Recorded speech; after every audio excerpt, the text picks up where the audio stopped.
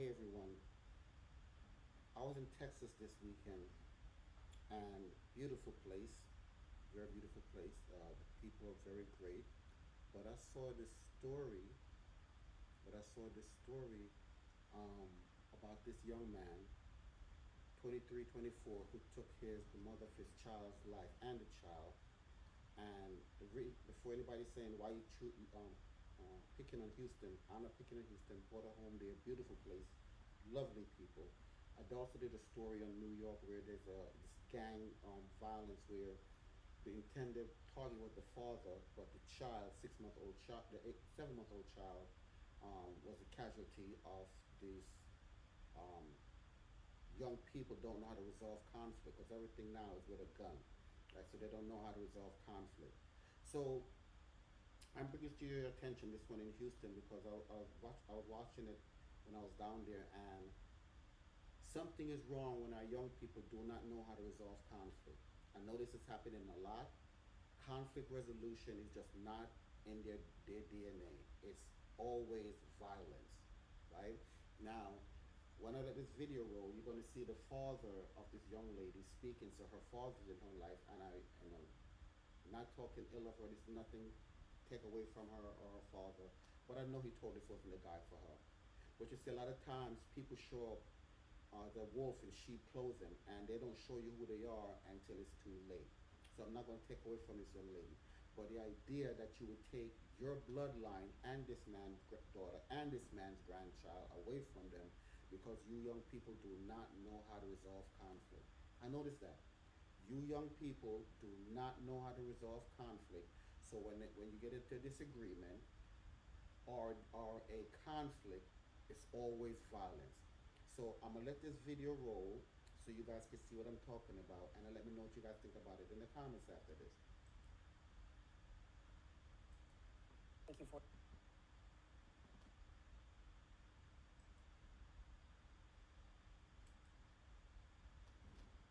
Houston police say the hunt is still on for Kevin Foe, the man charged with capital murder in the death of 23-year-old Ashanti Allen, who was 8 months pregnant when she disappeared. Foe was also the father of the unborn child. KPRC2's Nicole Nielsen spoke with the family, was asking how a man with a violent history was back on the street just 2 months before Ashanti was killed. Ashanti Allen's family spent days praying for a different ending. But tonight they're talking about the warning signs that they believe they missed that could have changed it all. Tonight, police say the man charged with capital murder in Ashanti Allen's death, Kevin Foe, is still out there.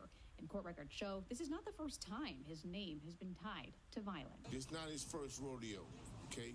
He's done this before. For context, Ashanti Allen was 8 months pregnant when she went missing over a week ago. Her family confirmed her body was found yesterday at Chimney Rock Park. Her father says Kevin Foe was a thorn in their life for months, but had no idea what he was capable of. We need to know what's going on behind closed doors with our kids. If we only knew what was going on, we would not be standing here talking to you. Court records show a history of violent cases tied to Foe, including a 2019 aggravated assault with a deadly weapon and a 2021 misdemeanor assault involving another woman. And in September, he was charged with 2 assaults against Ashanti Allen.